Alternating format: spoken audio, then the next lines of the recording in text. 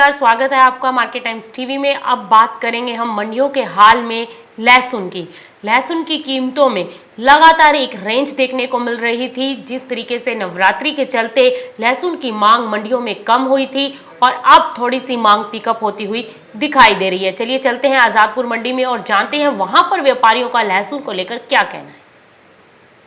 राकेश जी, आप सबसे पहले हमें ये बताइए कि इस वक्त जो बाज़ार में दाम है लहसुन का क्या देखने को मिल रहा है आज की तारीख में बाजार में लहसुन का भाव 80 रुपये से लेके 120-40 रुपये किलो तक है। 80 रुपये से 120 या 40 रुपये तक जो है बेहद अच्छी क्वालिटी का लहसुन इस वक्त बाज़ार में मिल रहा है। इसके बाद बात करें कि नवरात्रि के दौरान जैसा कि मांग में भारी कमी देखने को मिली थी, तो उसके बाद से जब नवरात्रि ख़त्म हुई तो मांग में तेज़ी देखने की उम्मीद थी और दामों में भी वृद्धि देखने को मिलेगी, ऐसी सभी कारोबारी ने उम्मीद जताई थी। तो इस वक्त क्या देखने को मिला है नवरात्रि के बाद अभी आपको बाज़ार में?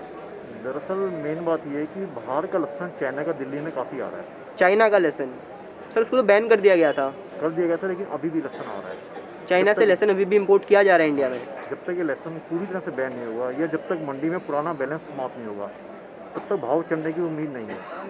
अभी मंडी में बैलेंस काफ़ी है और किसानों के पास भी माल है, तो इसी वजह से अभी भाव ज़्यादा चढ़े नहीं है, भाव स्टेबल है। अभी स्टेबल है। अभी स्टेबल है। तो नवरात्रि के बाद से कुछ भारी अंतर दामों में नहीं देखने को मिला? अभी नहीं है।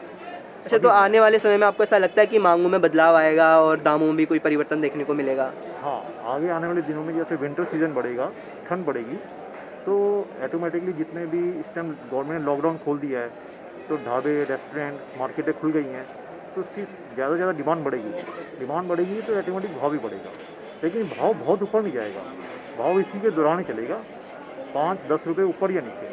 तो दामों में ज़्यादा कोई वृद्धि देखने को नहीं मिलेगी। इसके अलावा सर हम देखें कि भारत में जो है प्याज जो पर्याप्त मात्रा में पैदा हो जाता है कि जितनी प्याज या लहसुन, उस माफ़ कीजिएगा लहसुन, भारत में जो पर्याप्त मात्रा में पैदा हो जाएगी भारत की पूरी मांग को पूरा कर दे। इस बात से सहमत हैं आप? हाँ जी सर, इसके बावजूद भी जो ईरान और अफगानिस्तान जैसे देश है वहाँ से सर प्याज को लहसुन को आयात किया जाता है, तो उसके ऊपर क्या कहना चाहेंगे आप? ये दरअसल ऐसा है कि अब ये हमारा जो देश है ये एक प्रकार से सब देशों से कनेक्टेड है। तो जब भी किसी चीज़ के भाव बढ़ते हैं तो उस देश में रेट को नीचे लाने के लिए गवर्नमेंट को बाहर से मंगाना पड़ता है ताकि महंगाई ना बढ़े। जैसे प्याज है, अगर आज बाहर से प्याज ना मंगाया जाए अफ़गानिस्तान से, ईरान से, तो प्याज का भाव 100 रुपये यहीं दिल्ली में दिया था। लेकिन जैसे गवर्नमेंट ने बाहर से मंगाया, इम्पोर्ट कराया, ताकि रेट स्टेबल रहे और महंगाई ना बढ़े और जनता को परेशानी ना हो। इसी तरह से चाइना का लहसुन आने से रेट स्टेबल हो गए। ये बात सही है कि इसमें किसानों को नुकसान हुआ है। किसान जो चाहते थे कि हमारा भाव बढ़ जाए उतना नहीं बढ़ पाया।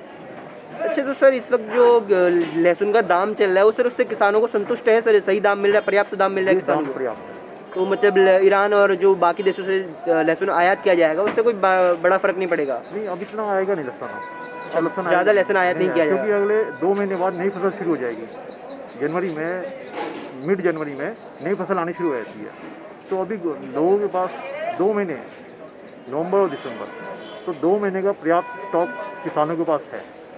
तो इसलिए ना जो है लोगों को, किसानों को लहसुन निकालना ही पड़ेगा, नहीं तो लहसुन जम जाएगा अर्थात खराब होना शुरू हो जाएगा, खाने योग्य नहीं रहेगा। हाँ, सर्दियों में लहसुन वैसे ही जो है डैमेज होना शुरू हो जाता है, क्योंकि ये लहसुन सबके सब मई, जून, जुलाई के पैदा है और ये दिसंबर तक आते आते लहसुन की मतलब ताकत खत्म होनी शुरू हो जाती है।